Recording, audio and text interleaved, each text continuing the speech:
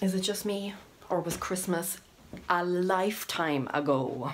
I took a lot of time off over Christmas and the New Year, which is why this video is coming to you a tad late.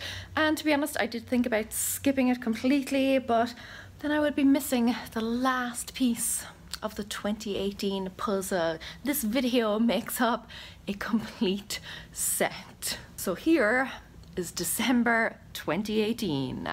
Let's go. Really quickly, if you're not already following me over there, I post snippets of my days on my Insta stories, so that's where it's at in between these videos. We kicked off the month with the local Christmas festival. Wasn't as good as the previous years, but Scout enjoyed it. She got to post a letter to Santa. Bless her, all she asked for this year was a t-shirt with a picture of a cat on it. And she got to meet the man himself. We came home with a whole bunch of junk, but it was a lovely family day out. Later that night there was an epic lightning storm. Thanks to my husband for that footage. And Sam, if you're watching, you needn't think you're complaining because you're always stealing my photos. I also did an interview for something that is coming up at the end of this month, so keep an eye on my socials for more information on that.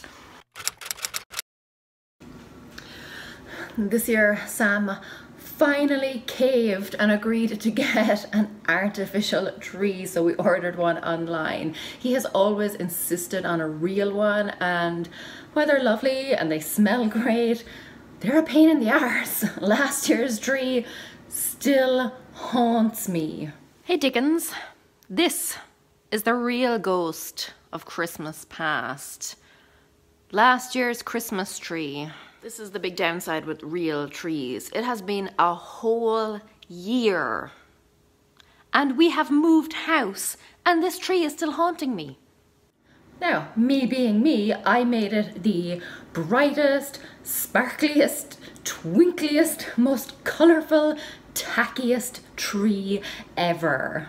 It came pre-lit, but none of them flashed. So I put on an extra 3 sets of lights just for good measure. And I also bought a new topper for it, which I'm pretty sure could be seen from space. Our little elf door also appeared. Scout's face lit up when she saw it.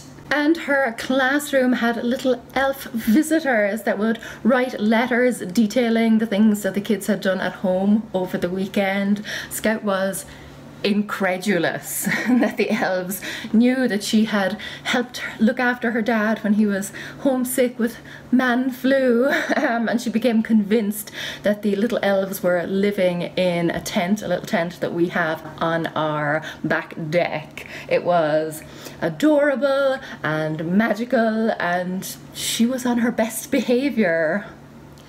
She also dressed herself in bit of a crazy ensemble one day and declared, "I'm fashion."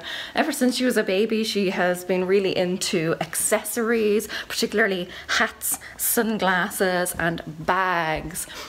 So now I kind of let her have some say in her outfits. I will mainly pick the clothes just so that they're weather appropriate, but I let her choose her shoes, her backpack, and her coat or jacket. And if you have kids, I would recommend doing that because it teaches them, you know, some independence and self-expression and a little bit of autonomy, but in a limited way. Scout reorganized the pantry because she's basically me.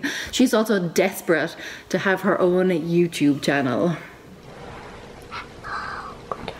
And she's really starting to get interested in making her own meals.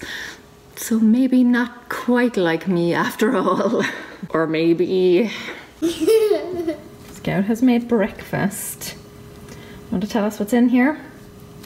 Okay. An egg, green stuff, 3 chocolate buttons. 3 chocolate buttons. And 3 blackberries and a marshmallow. And you want to turn this into a cake, is that yes. right? Yeah. Some kid in Scout's class told her that there was a big flood coming on Christmas Eve that was basically going to kill us all. So Scout spent Christmas week prepping for the apocalypse and embracing the holiday spirit.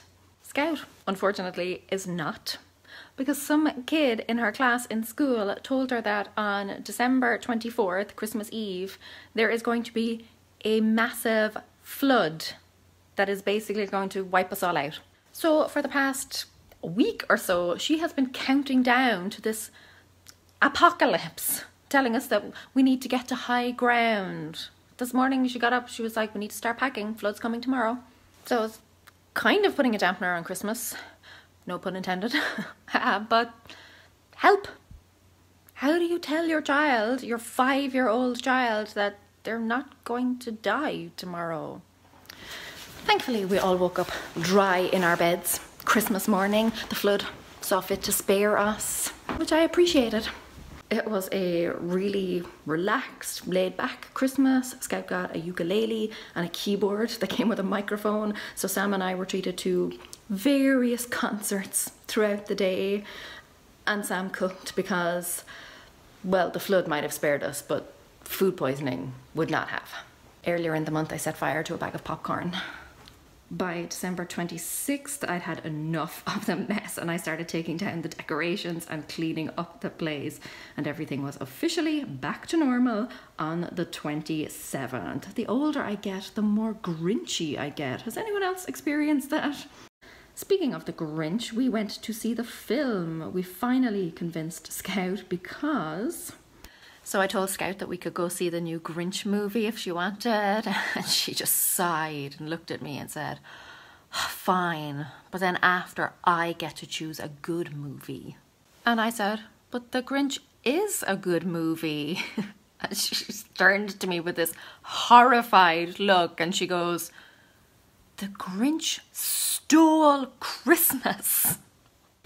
I completed a diploma in videography just before the end of the year, and then I did the impossible. I caught up on laundry, but it has been over a month now and I still have not received a medal. A quiet, calm month. I slept terribly. I continue to sleep terribly, but overall, it was a good month and a great way to end the year. Until next time, gur raibh míle maith agaibh, agus feicim mé sibh se glua. Slán!